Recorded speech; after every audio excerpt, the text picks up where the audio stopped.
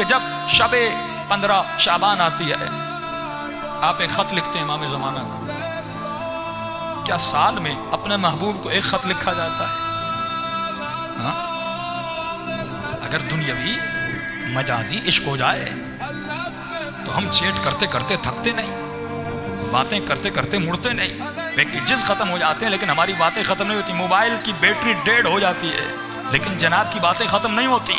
اور امام زمانہ جس سے عشق کا دعویٰ، جس سے محبت کا دعویٰ، اسے سال میں ایک خط.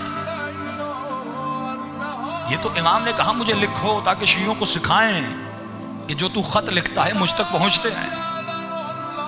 امام تو ہماری باتوں کو سن رہے ہیں لیکن مولا نے یہ کیوں کہا کہ مجھے خط لکھو؟ اس کا مطلب مولا اپنے چاہنے والوں کو ٹرینڈ کروانا چاہ رہے تھے. کیونکہ خط لکھنے سے پہلے زمانے میں جب مولا نے کہا تھا وہاں پر صرف خط کا ذریعہ تھا، ای میل تو نہیں تھا، فون تو نہیں تھی. اس وقت تنہا ذریعہ ارتباط جو انسان آپ سے دور ہوتا ہے آپ اسے خط لکھتے ہیں، اس کی ایڈریس پر خط بھیجتے ہیں. تو مولا نے کہا مجھے خط لکھو تاکہ پہلی بات تو تجھے یقین ہو جائے تیرا کوئی مولا ہے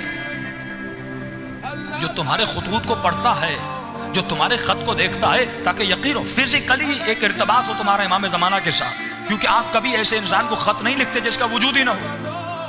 جو مر چکا ہو اس کو کبھی خط نہیں لکھا جاتا. خط اسے لکھا جاتا ہے جو زندہ ہو. خط اسے لکھا جاتا ہے جو آپ کا خط پڑھے. تو سال میں ایک مرتبہ مولا نے اپنے شیعوں کو ایک ٹریننگ دی کہ مجھے خط لکھو تاکہ ایک تمہارا فزیکل کنیکشن بنے اپنے مولا کے ساتھ. لیکن علماء فرماتے ہیں یہ خط کا سلسلہ، یہ ارتباط کا سلسلہ روزانہ اپنے مولا سے ہونا چاہیے. جس طرح تو اپنی ماں سے محبت کرتا ہے، اپنے باپ سے محبت کرتا ہے، اپنی بیوی سے محبت کرتا ہے یا مجازی عشق میں مبتلا ہوتا ہے، تو کتنا کنیکشن میں رہتا ہے، کتنا ارتباط میں رہتا ہے. اسی طرح ہر شیعہ کو اپنے مولا کے ساتھ ارتباط میں رہنا چاہیے، کنیکشن میں رہنا چاہیے. اب مولا کے لیے کیا کرے؟ فرمایا صرف خط لکھنا ضروری نہیں. روزانہ رات کو بیٹھو، نماز تہجد کے عادی بنو، آدھا گھنٹہ اپنے مولا کے لیے نکالو، 15 منٹ نماز تہجد پڑھیے. دیکھیے صبح کی نماز کے لیے تو ویسے اٹھتے ہیں آدھا گھنٹہ پہلے اٹھ جائیے، لیکن یہ شیطان کتنا ملعون ہے، ہمیں آدھا گھنٹہ عبادت کرنے نہیں دیتا. تو آپ کبھی سوچئے جو شیطان اتنی عظیم ترین عبادت سے روک رہا ہے، یقیناً اس عبادت کا مرتبہ بہت بڑا ہوگا.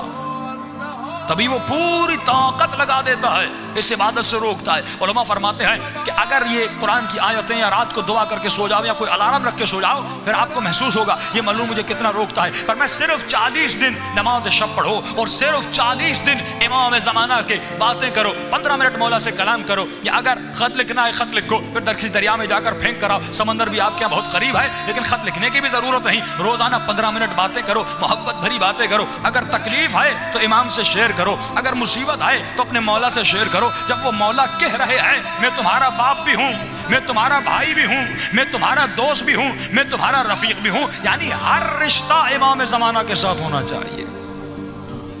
لیکن ہم نے مولا کو صرف ایک محفل بنا دیا کہ سال میں ایک فنکشن کرنا ہے 15 شعبان کا، اور ایک دعائے کمیل پڑھنی ہے اور جمع ہونا ہے، خط لکھنے ہیں. مولا شادی نہیں ہو رہی، مولا پیسہ نہیں، مولا جاب نہیں ہو رہی. اور یہ مومنین جب کربلا بھی جاتے ہیں یہی دعائیں کرتے ہیں.